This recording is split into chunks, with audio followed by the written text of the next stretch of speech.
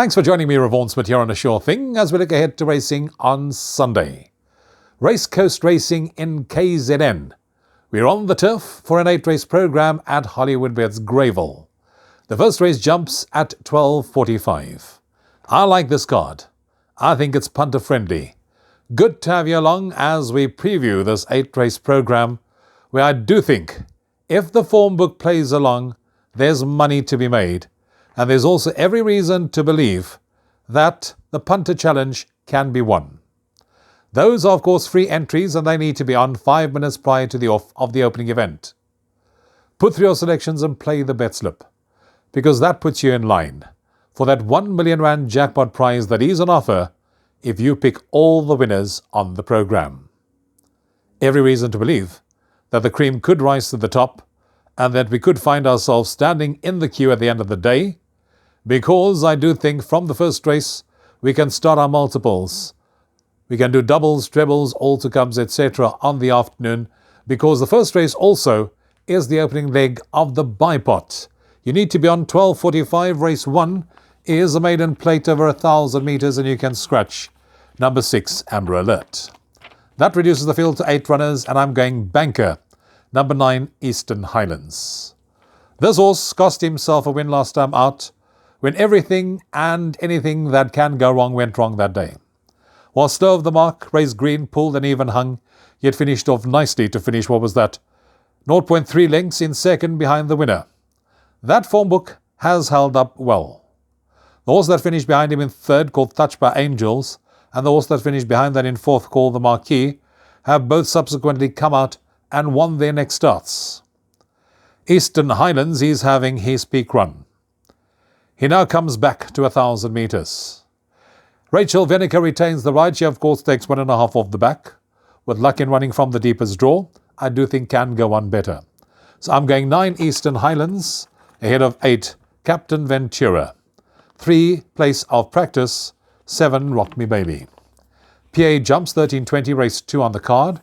It is a maiden plate for fillies. Over 1,400 metres, 10 runners will face the starter.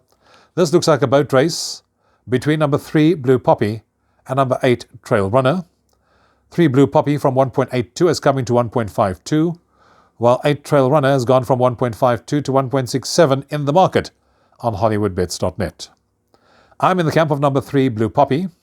This horse has been narrowly beaten in both starts, even showed improvement from first to second outing. Last time out, lost 2 lengths coming out of the gates, made up the ground, hit the front 350 from home, only to be caught in the shadow of the post and had to settle for second on that occasion. Now she's well drawn. If she jumps on terms, and with further natural progress that can be expected, to me she should go one better. I'm going 3 Blue Poppy to beat 9 Cook's Kiss, 8 Trail Runner, 7 Calibuana. Third race is the opening leg of the pick 6. 12 runners will line up at the 1900, and I'm looking no further than the odds-on favourite number 2, Counsellor, from the Mike and Matthew training partnership. This horse opened at 0.72 and has come in to 0.63 to 1 in the antipose market on Hollywoodbets.net. The De Cox trains the half-sister to lunch money. She showed good improvement in her first to second run where the placings are concerned. She finished 5th first time out and finished 2nd last time. She comes into this race carrying just 53.5 kilograms on her back. Good to see Muzi Yeni on board. She jumps from stall gate 2. With further natural progress that is expected, I do think she can give the boys a run for their money and go on better to take the lion's share of the prize money. Hence the reason I'm looking no further than 2 Counsellor, banker first leg of the pick 6, ahead of 6 Irish Anthem. For third I'm going with 7 Many Waters and 9 Window to My Soul. Fourth race on the card is a D-Stakes. This is quite a competitive race. 9 runners will line up for the opening leg of Jackpot 1 at the 1900.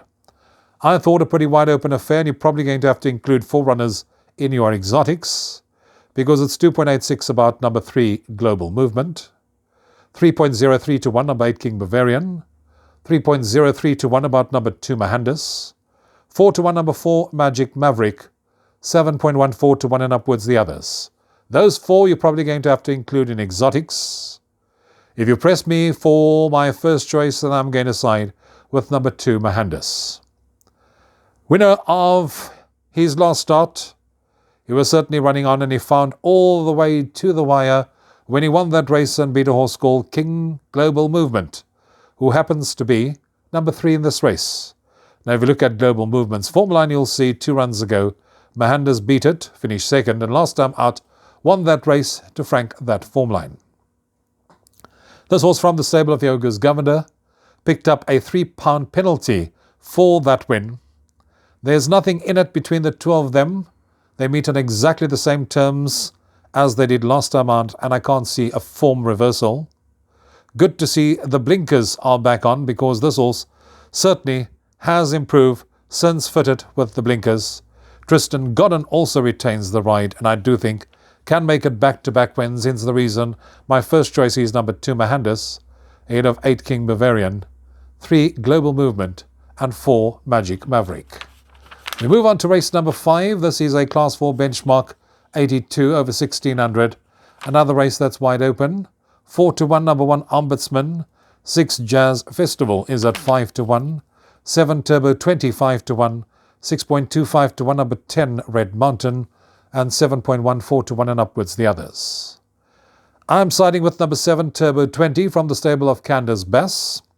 This horse has got good, decent recent form. I remember this horse from when it won 3 runs ago here in Cape Town. Has also got decent form since moving to her KZN yard.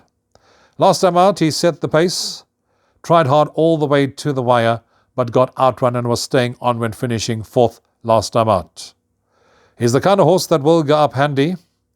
Good to see that apprentice Design Low takes the 4 kilos off the back, retains the ride, because this horse certainly runs for Design if you look at the last 3 outings. And I do think if those horse is in front or just off the early pace and kicks away at the right time, can play Come and Catch Me If You Can tactics. I'm going 7, Turbo 20, ahead of 6, Jazz Festival, 3, Down by the River, 2, French Trip. 6th race on the card is a Progress Plate to be run over 1400 metres, and I'm looking no further than number 9, Regeneration, from the stable of Robbie Hill, and this horse gets the services of Craig Zaki. An easy winner of his last start over this course and distance. In fact, if you look at that form line, you'll see he ran on and absolutely cruised to victory. Now, he runs again she runs again in a Progress Plate and meets a similar kind of field. She will no doubt drop out from the deepest draw and will be picking them off one by one in the run to the line, and hence the reason I'm siding with 9, Regeneration to win it, ahead of 7, Golden Rule.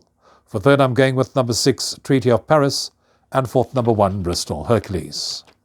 That takes us on to race number 7 on the card, a Class 4 Fillies and Mares benchmark 78, 10 runners over 1400, and I'm looking here no further than the unbeaten Mike and Matthew de Kock training partnerships, unbeaten daughter of Patala Palace, number 2, Queen Braganza.